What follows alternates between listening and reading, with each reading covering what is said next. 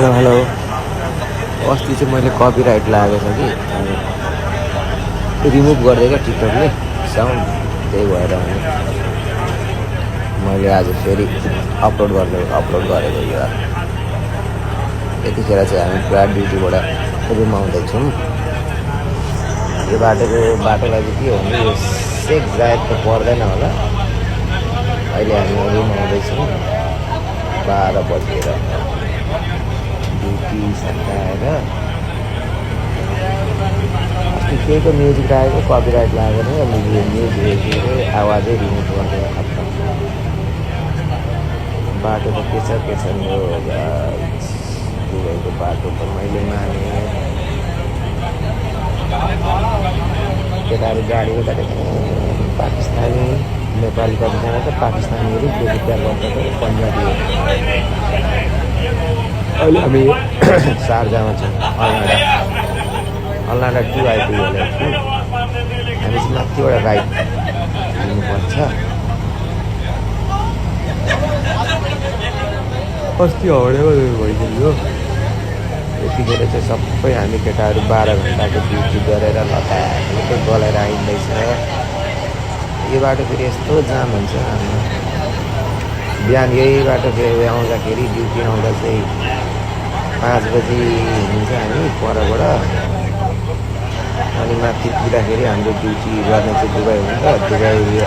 Dubai के भन्छ album भन्ने जग्गा पुग्छ 25 मिनट लाग्छ। तर त्यहीँबाट दुबईबाट यता अल्बमबाट यता शारजा यता अलनाडा आउनुको लागि कम्तीमा तपाईँको कोही बेला 1.5 घन्टा कोही बेला 2 घन्टा लास्टै जाम हुन्छ। अहिले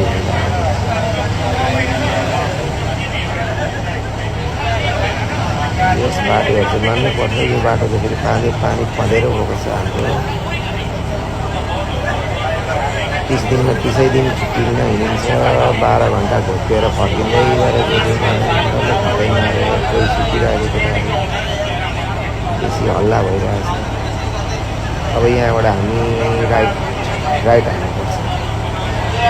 राइट हाल्ने जग्गा आउनु आँट्यो होला। भिडियो चाहिँ अलिकति लामो छ, यसो हेरिदिनु ल। त्यो अल्छी लागेर भोइस उयो गरेर बनाएको लामो छ ऊ केटाहरू बङ्गालीहरू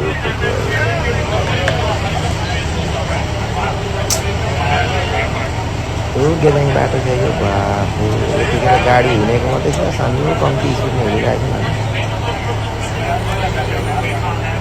मात्र 20 मिनटमा पुग्ने बाटो। यतिखेर फर्किँदैछौँ हामी ड्युटी सुतेर 12 घन्टा घोक्याएर पसिना फालेर 12 घन्टा रुम पुग्दाखेरि कोही बेला 13 घन्टा कोही बेला 14 घन्टा लाग्छ। टोलगेट आएछ। यो अलनाडा 2 पर्छ यो बाटो चाहिँ। यो बाटोलाई सेक जाए त भन्दैन टोलगेटहरू आएर के भन्छ यो बाटो। यो शारदाको अलनाडा हिँड्नेहरूलाई चाहिँ थाहा छ होला। अब हामी भित्र छिर्ने अलनाडा छिर्ने यस्तो टर्न राइट हालेपछि त्यहाँ एउटा नेक्स्टो आउँछ। नेक्स्टो हुँदै सहारा मल शारदा बस्नेलाई थाहा छ होला। सहारा मल आउँछ। अलनाडा पार्कहरू याद होला। पार्क हुँदै बाटो जानुपर्छ।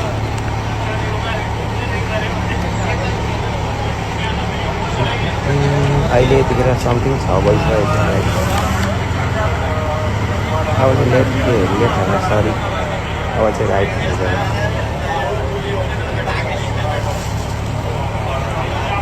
हामी उताबाट 5 बजी हिँडेको यहीँ 6 साढे 6 भएको छ।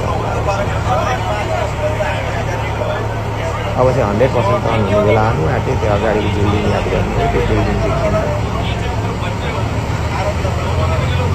हाम्रो केटाहरूको पानी पर्दैन यो बाटो चाहिँ। पैदल पनि जान्छ केटाहरू कोही बेला। बाथरुम आयो भने बाटो हुँदैन। ड्राइभरलाई रोक्नु लगाएर यता हिँड्दै रुम आउँछ। अब यहाँबाट 10 मिनटमा पुगिन्छ होला।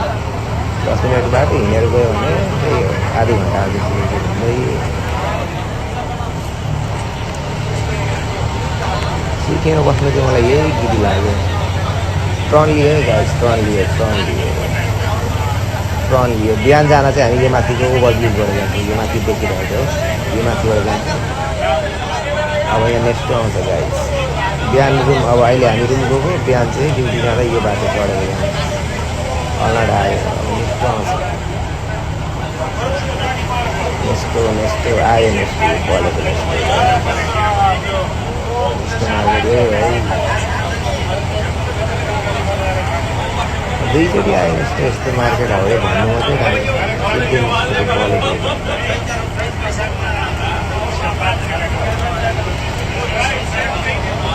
आउँदो दुबईले के छ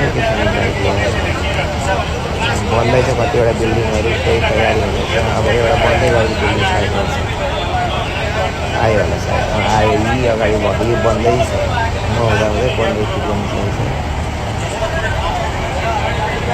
त्यो सारा मल अब यहाँ म अहिले लेफ्टपट्टिको उता भियामा बसेको छु राइटपट्टि सारा मल छ गाइड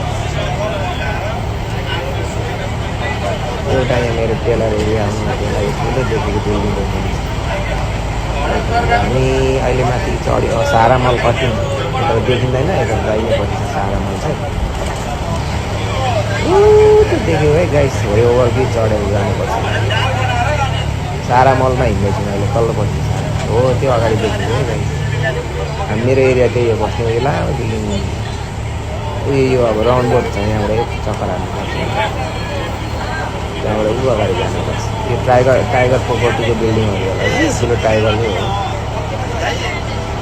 टाइगरको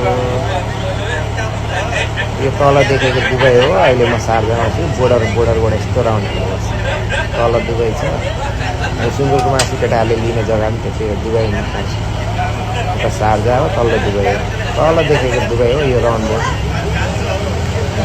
गाडी घुम्छ गाई अब घुम्यो अब मेरो एरिया आयो हाम्रो एरिया गाई यो बिल्डिङलाई के पो भन्छ आज होइन सरी बबाल छ यार बिल्डिङ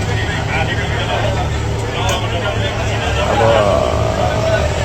आयो अलनाडा छिर्यो अलनाडा पार्क आउँछ त्यो बलेको सारा मल हो त्यो तल्लो ओभरब्रिजको मुनिको रोड त्यस्तै जाने हो